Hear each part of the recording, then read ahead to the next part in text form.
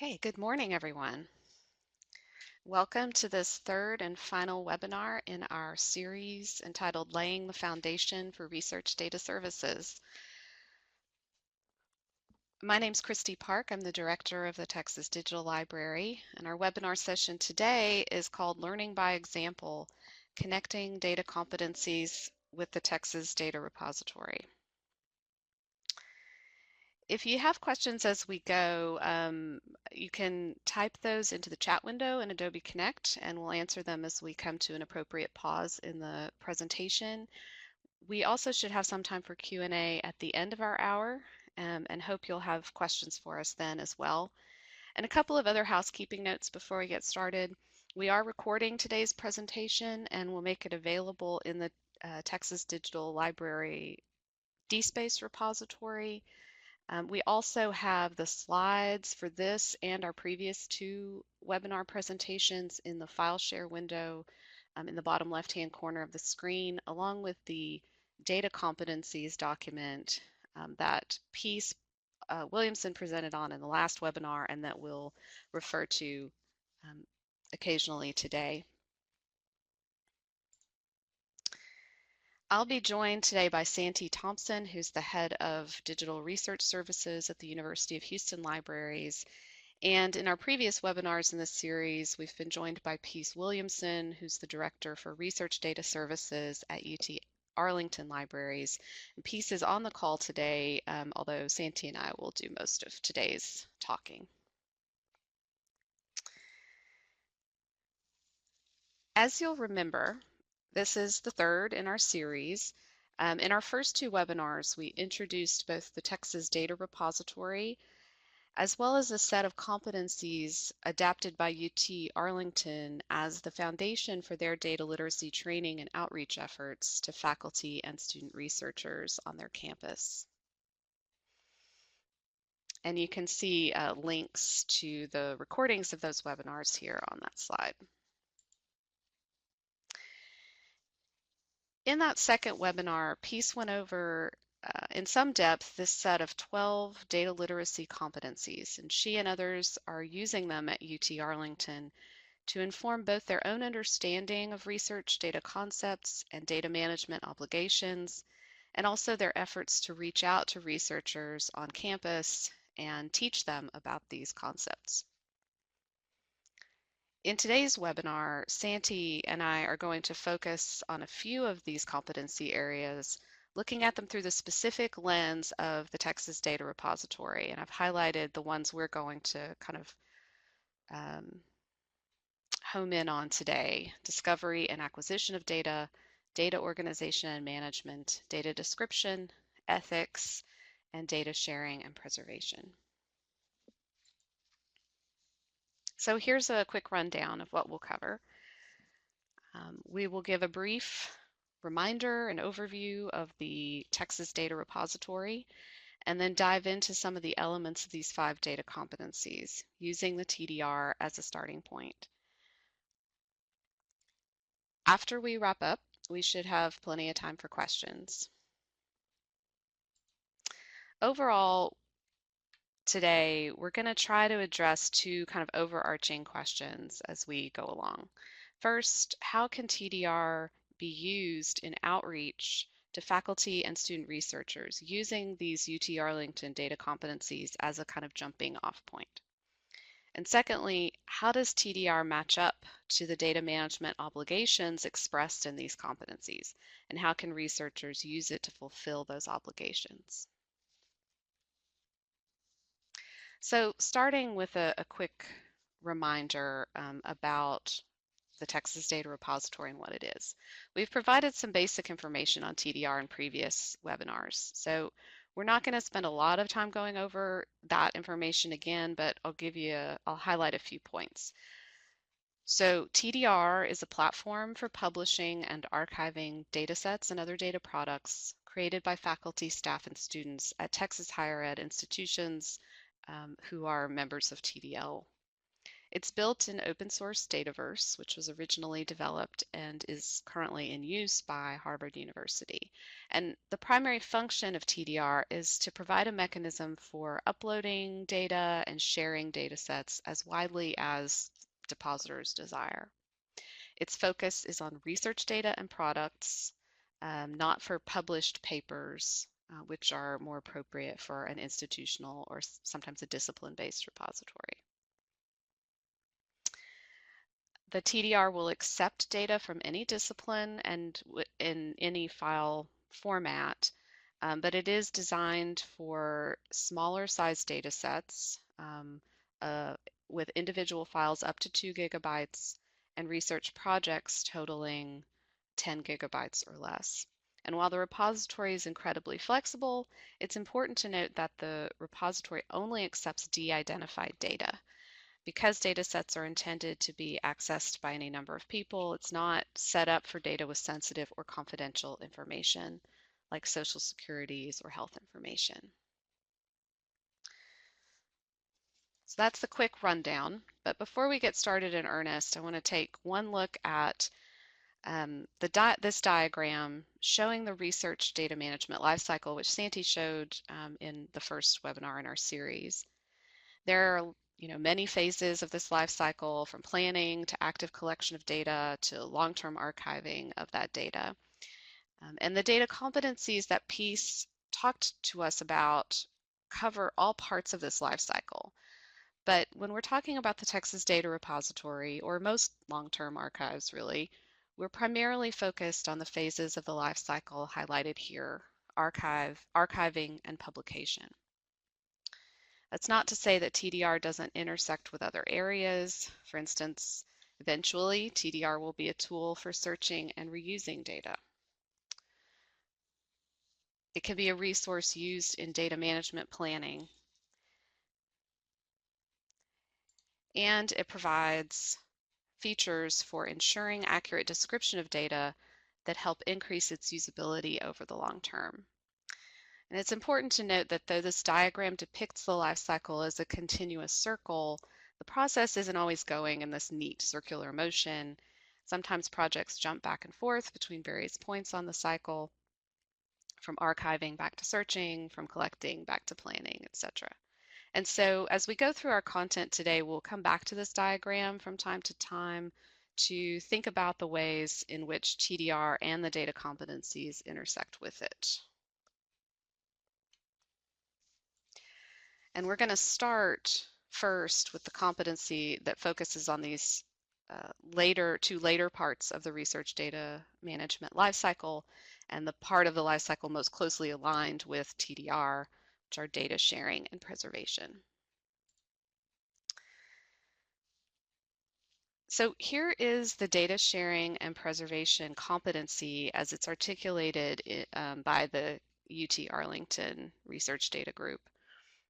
And as you remember, UT Arlington expresses these competencies at various levels of understanding, recognizing that emerging learners might have different learning outcomes than intermediate or advanced learners. And on this slide, I've only shown the emerging and intermediate objectives.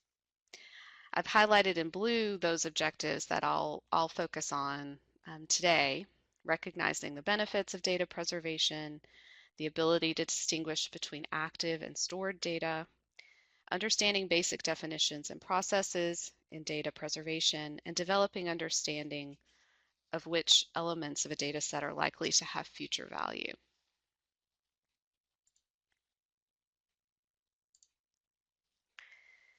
There's one important concept to keep in mind when we talk about sharing and archiving data, and that's this distinction between active and stored data. And I'm going to use the term archive data in place of stored. And sometimes when we talk about active data, we talk about live data. So active or live data is data that are constantly being worked on. We talk about active or live data when we talk about collecting, processing, and analyzing data. And another way to think about it is data as it exists during the active phases of the research project. Stored or archived data, at least in this context, refers to data that's stable and complete and will not change, like the spreadsheet on the right, in the right hand image, or at least will not change often. It's the data that exists at the end of the project, or perhaps at various milestones along the way to project completion. Sharing and storing can come at various points in the research data lifecycle, but for the most part, at least in this context of talking about the data repository, we're talking about archiving data after a project is completed. Archives like TDR are primarily intended as repositories for stable or completed versions of data, or for stable snapshots of longitudinal data that's collected over time. It's not primarily intended as a research workspace, though, as we'll see in a few minutes, there are mechanisms within TDR to allow researchers to share preliminary or incomplete data with select groups prior to publishing them or instead of publishing them.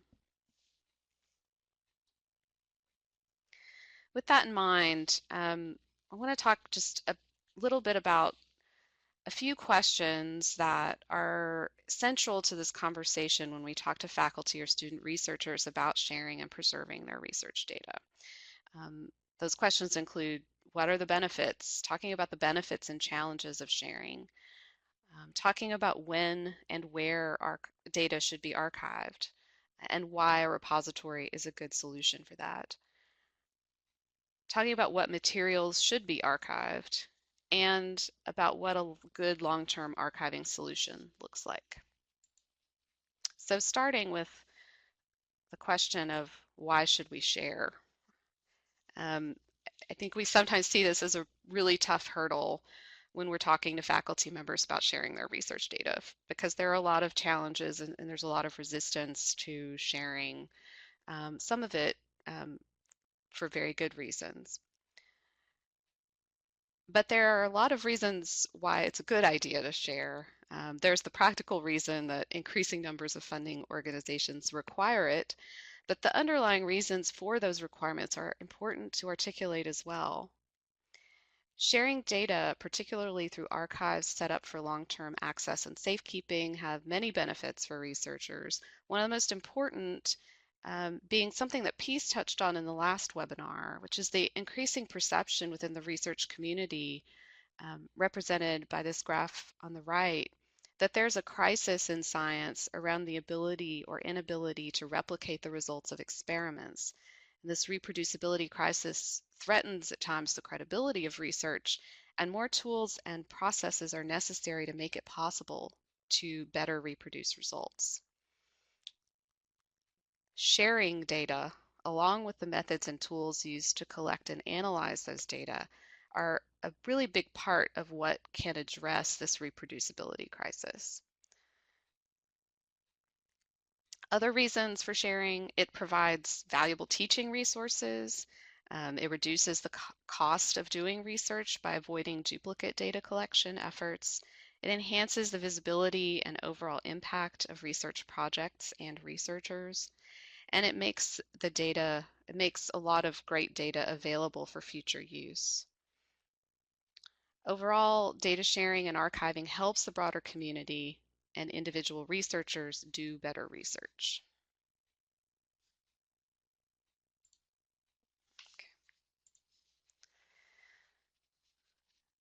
That sharing of data can happen in a number of ways, some of them better than others. And so researchers can upload their data to a repository, which we love for them to do, but they might also submit their data sets alongside an article for publication or as an appendix or supplement, or they might simply make it available through their personal website or through something like academia.edu. But we can and should encourage faculty to use managed repositories like TDR for sharing and storing their data for the long term. We know that digital content is fragile and personal websites are ephemeral. They do little to keep the data safe and findable, and the links to those web pages will not be persistent over time. And again, funding agencies increasingly expect data to be properly archived in suitable repositories. Not everything should be or can be archived for the long term, and so part of the conversation with researchers has to be about what should be kept. Jessica Trologan, who's the data management coordinator at UT Libraries, put together this slide along with some of the others that I've used that she used in her Data Management 101 workshop at our data symposium last November.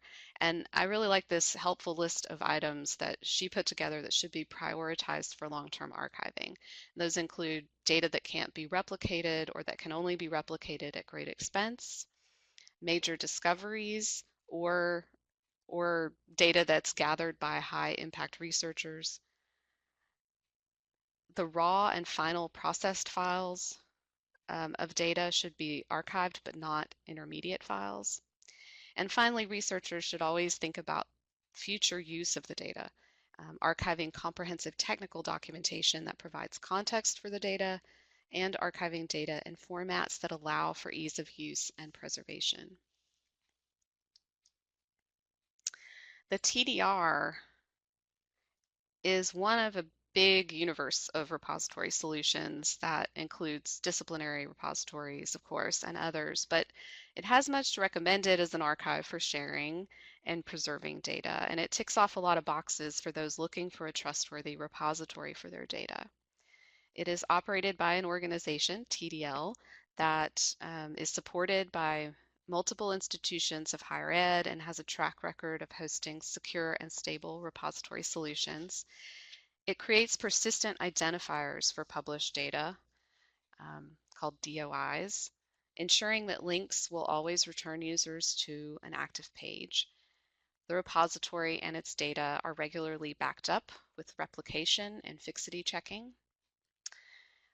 It captures important preservation metadata like format and size, fixity and rights information, and version differences. And those things make it more likely for that data to be accessible and usable well into the future.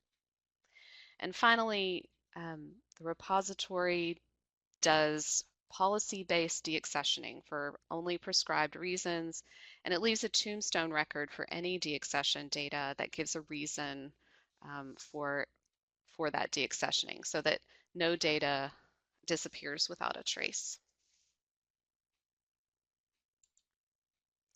So that covers the preservation aspects of data sharing and preservation, but I also want to talk briefly about some mechanisms for sharing data using TDR before I hand things over to Santi to talk about some other data competencies.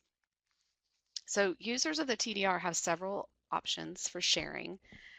They can make the data public and open access, but they can also publish the data and get a DOI, but still restrict access to the files. And finally, they can share and collaborate on unpublished data with a select group of trusted partners. So the simplest and most open option, of course, is to make the data completely public. You upload the data, hit publish, and voila, your data is available for anyone who comes to the repository to see and download. However, prior to publishing a data set, researchers can restrict access to some or all of the data files they've uploaded. They still hit publish and get a DOI, that persistent citable identifier, but users who find the data set in the repository can't automatically just download and reuse those data files. There is, however, a feature for allowing users to request access to the data files. You can see that request access button there at the bottom of the slide. And a researcher can set things up to allow users to request that. And then the researcher can allow access on a case-by-case basis. Finally, researchers can create unpublished collections of data in the TDR and manage them collectively with a select group of collaborators. They can do this at the collection level, at the dataset level, and at the file level. We should note, though, that at this time, those collaborators must have user accounts in the TDR, meaning they have to be affiliated with a TDR participating institution. We want to be able to allow users of the repository to share with collaborators outside of the TDL family, and that's on our technical roadmap for the repository, but it's not yet a reality. There is, though, an easy way to provide read access to unpublished data in the repository with individuals who don't have user accounts, and that's this private URL feature. You can create a private URL for an unpublished data set, which lets you share it before it's published with anybody who has that URL. So you just send this unique URL to the people you want to have access, and they can go directly to it and download it without having to log in. Okay, so that wraps it up for data sharing and preservation. So I'm going to now hand it over to Santi to talk about download and reuse of data, as well as data description and citations in TDR. Well, thanks, Christy. So next, we're going to examine the process of discovering, downloading, and reusing data in TDR. And as you can see on this screen, this reflects the data search and reuse components of the research data management lifecycle. So as Peace discussed in the second webinar of our series, skills needed to address the discovery and access of data, including locating, downloading, and using data from a repository. I'll focus on some of these areas next. So as you may remember, the primary goal of the Texas Data Repository is to make research data accessible for discovery and reuse. As such, the TDR offers various ways to discover research data within the repository itself. From our landing page, we provide a general search box to query the entire repository. We also provide a link from the front page to explore all the data, which would lead you to the main discovery page for TDR. Every TDL member institution will have a page within TDR to showcase research data sets from their respective campuses.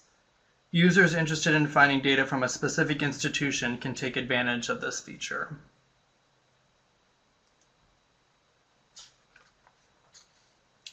Faceted data is also available to help a user narrow in on data based on specified parameters.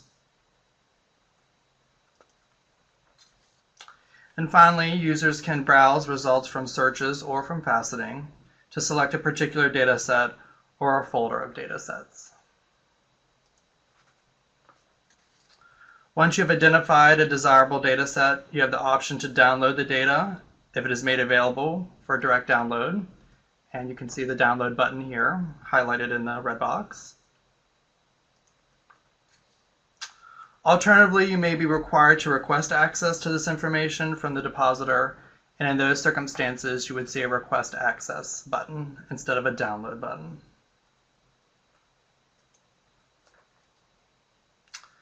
So next we'll examine another important aspect of data search and reuse, citing data. Peace's rubric outlines various skill levels for working with dataset citations, ranging from understanding the role of citations for data to generating one and sharing it broadly.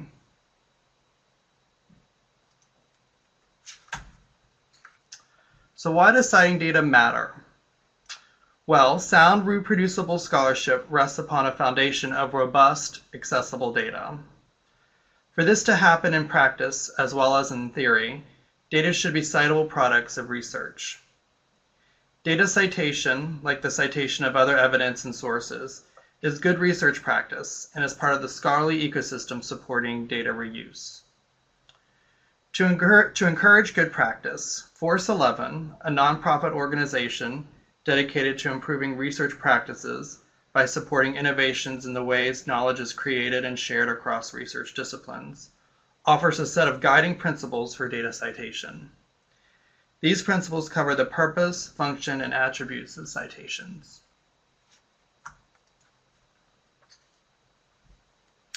So 8 characteristics make up the data citation principles framework, but those most relevant to the citations found in the TDR include the credit and attribution characteristic, which states that data citations should facilitate giving scholarly credit to all contributors to the data, recognizing that a single style or mechanism of attribution may not be applicable to all data.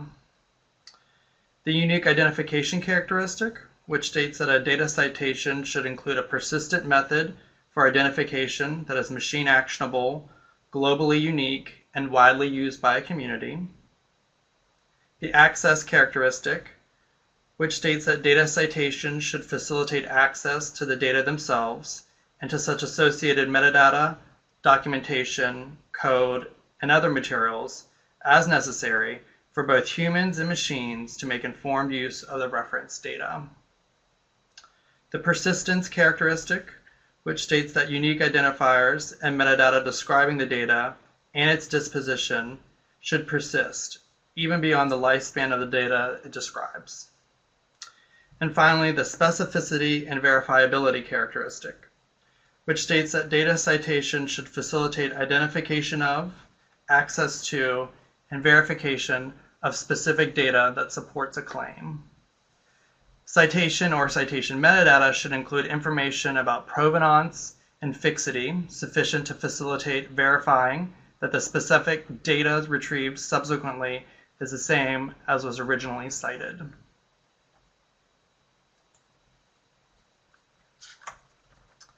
So Dataverse, the underlying repository software for the TDR, standardizes the citation of datasets to make it easier for researchers to publish their data and get credit and recognition for it. When you deposit a dataset in TDR, the software automatically generates and presents a citation, and you can see that reflected on the screen by the text within the lightly shaded blue box and the really bold red arrow. Note that this system-generated citation exhibits many of the principles outlined by Force 11, including the ability to credit and attribute a work, the presence of a unique identifier that provides persistent access, and the versioning of data.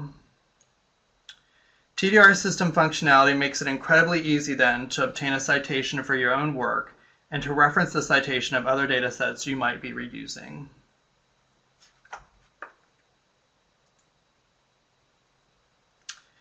Next, we can address the process of describing data. And as Christy mentioned earlier, this part of the research data management lifecycle can refer both to actively manipulated data and data that is finalized and will not be changed significantly in the future.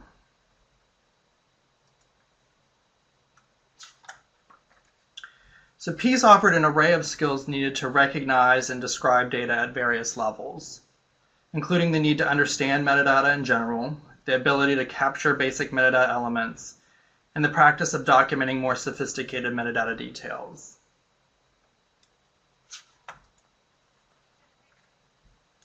So why is metadata needed for research data? Quite simply, metadata offers valuable context and information about how, where, when, and for what purpose your data were created for those users exploring and or reusing your data.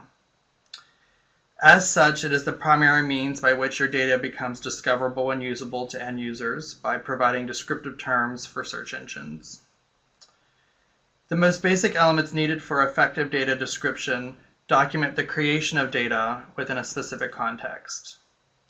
This includes basic information about the composition of the dataset, like file types and formats.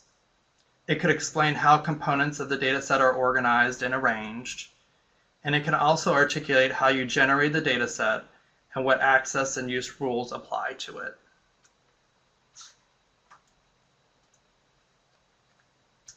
So the Texas Data Repository requires users to populate these basic metadata elements. And from these elements, this enables the system to create a full citation for the dataset, and it also facilitates various ways of discovering data within the repository.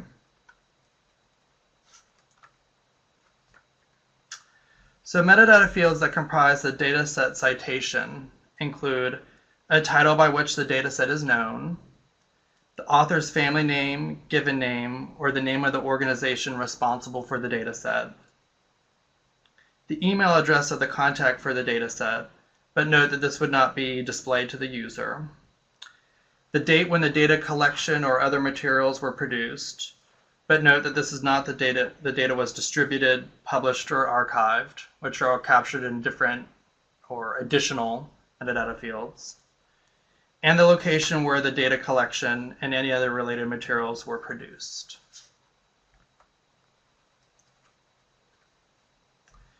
Metadata that facilitates discovery through search and facets include the dataset author's institutional affiliation, a summary describing the purpose, nature, and scope of the dataset, domain-specific subject categories that are topically relevant to the dataset, and the type of data included in the file, formatted as free text.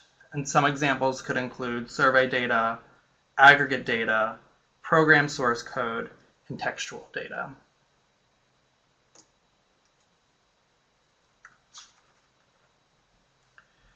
So the Texas Data Repository also accommodates domain-specific metadata, which allows content experts to more precisely describe key attributes of their data. Domain metadata covers geospatial, social science and humanities, astronomy and astrophysics, and life sciences topics at this time. The chart on the screen shows you some of the differing types of values you can record as part of these domain metadata schema. Note that this is just a sample and not necessarily a prime representation of the kinds of information you could or should be recording in these disciplines.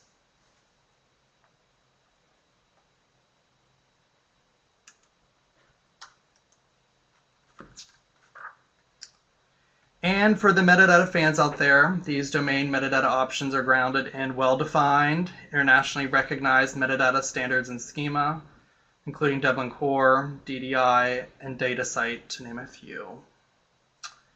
So now I'm going to pass it back to Christy, and she'll continue our conversation on data competencies and TDR.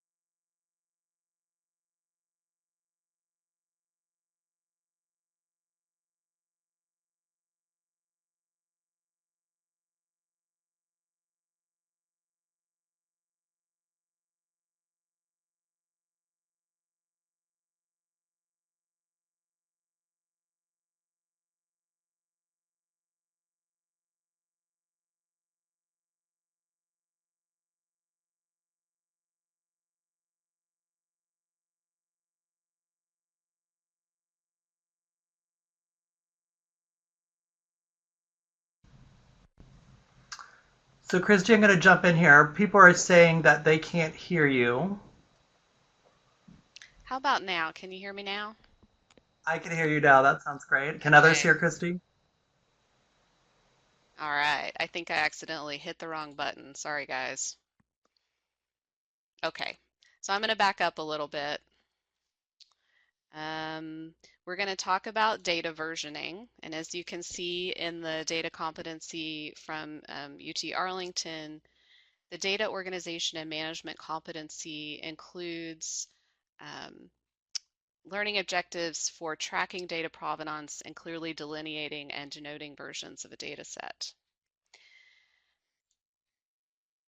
So most of us are familiar with the phenomenon of file versioning. We start a draft of a Word document, it goes through several revisions, often at the hands of different people who pass that document around.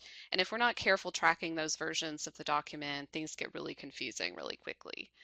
And data and data files work in a similar fashion. New versions of data files get created all the time when new data is added or collected, when metadata gets corrected, or when raw data is processed or reprocessed in a new way.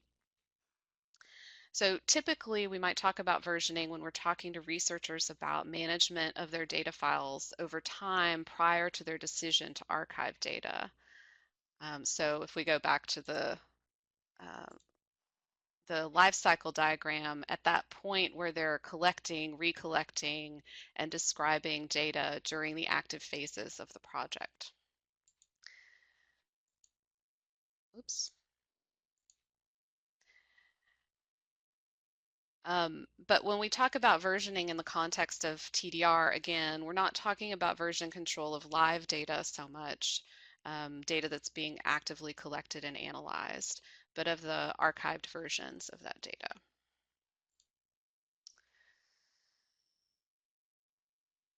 It's still important to track version changes even in that kind of post-archival world. So once data is published, any changes to that data set, including changes to the metadata or the data files, need to be tracked to ensure that anyone using the files can point back to the correct data set and related information. So it's important to track those changes for the same reasons you track changes in a Word document. But for data, there's the added importance of the need for others to be able to reproduce your results and the need for others to cite the exact data set that they're using.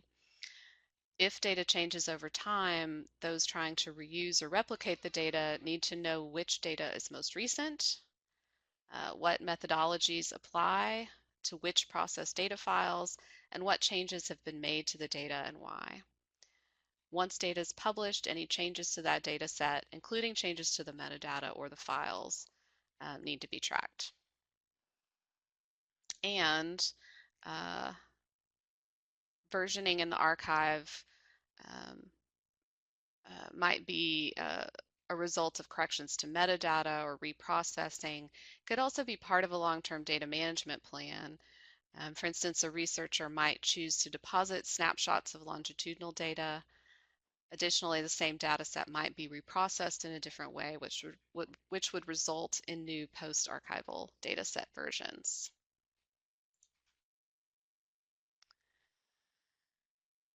So luckily, when it comes to data deposited in the Texas Data Repository, the repository incorporates versioning tools that track those changes and maintain updated citations for different data versions. Changes that get tracked include changes to metadata, the addition or deletion of data files, or changes to the terms of use. All older versions of the data are maintained in the repository, and there's a section for every data set in TDR that shows the version history for that data set, where you can access all previous versions as long as they're accessible under the terms of use. That history includes information about what changed with each version.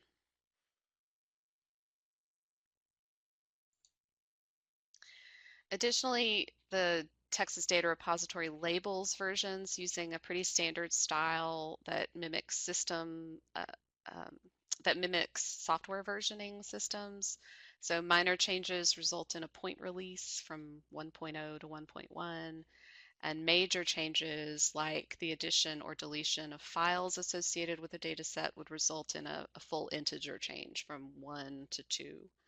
And a new citation that indicates the version number of the data set gets created with every major version change. And you can see that here in the blue box on the slide where the citation for that data set indicates that it's version 3 so that those who use the data set can cite the correct version.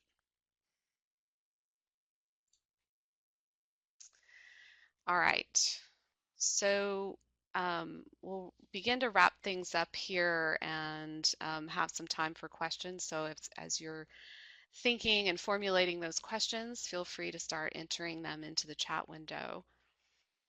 Um, because TDR provides a robust set of tools for managing data, it offers real value to researchers and students who need a place to archive and share that data.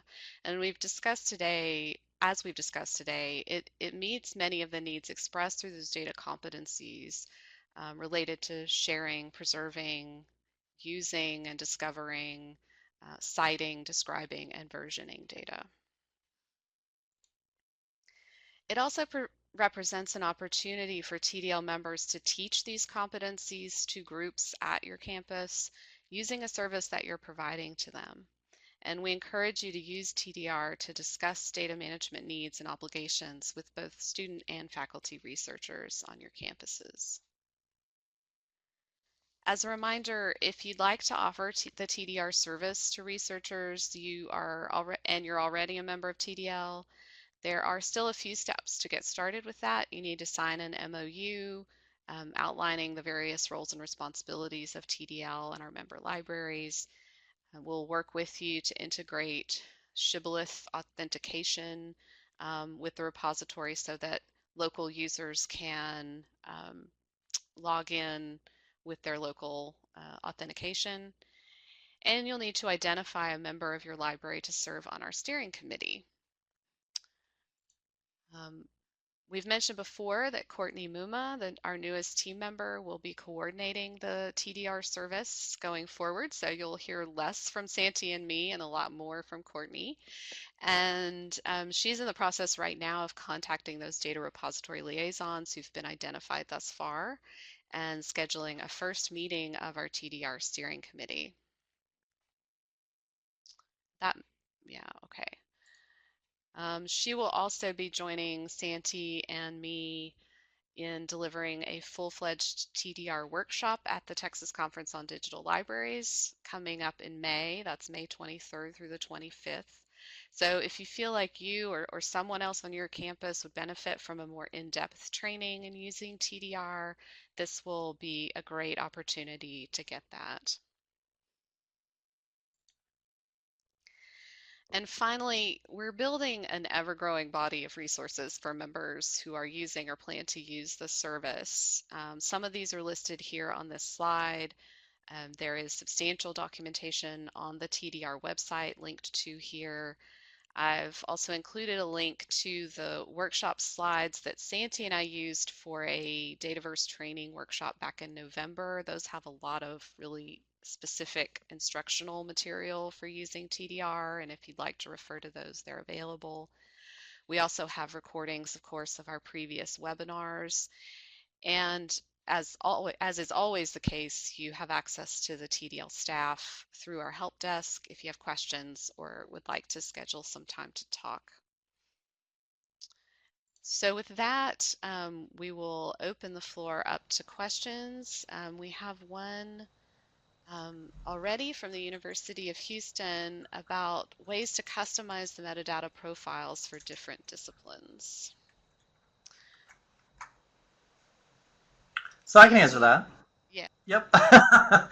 So any metadata field that is a viable field within the repository can be made optional or mandatory. So as a user, when you upload your data and you select that you want to um, insert data around certain disciplines, the repository manager behind the scenes at UH or whatever institution you're at can designate which specific fields they need to populate.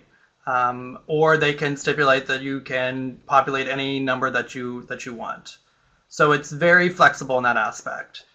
We also know that Harvard and the developers of Dataverse continue to expand the kinds of domain-specific metadata that are included. So, of course, at the top of my head now, I'm blanking on the next discipline that will be coming out, but it's just not going to be reserved to only the 5 domain areas that are currently an option in Dataverse and in TDR. Those will expand over time.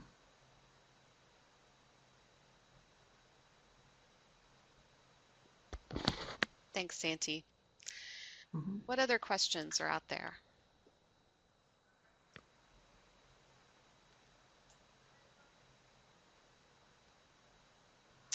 I'll add just a little bit to, since Santi brought up the Dataverse community, that we have the opportunity now as part of the Dataverse open source community to guide some of that work or participate in some of that work.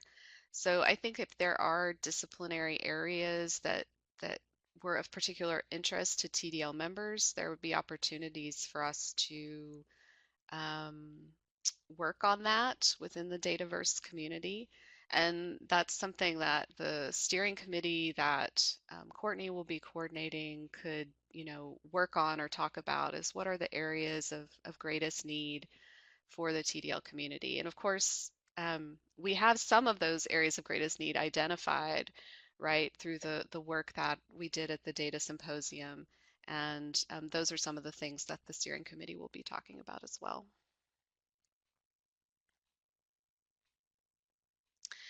Okay. It doesn't look like we're going to have other questions, but I'll reiterate that if things come up, we're always available through our help desk, or you can contact me, Santi, or Courtney at any time with questions. We really appreciate your participation today and throughout the course of this series, and we hope you'll let us know if it was helpful or not helpful. Um, to you as you learn more about the service and how and think about how it can be used on your campus.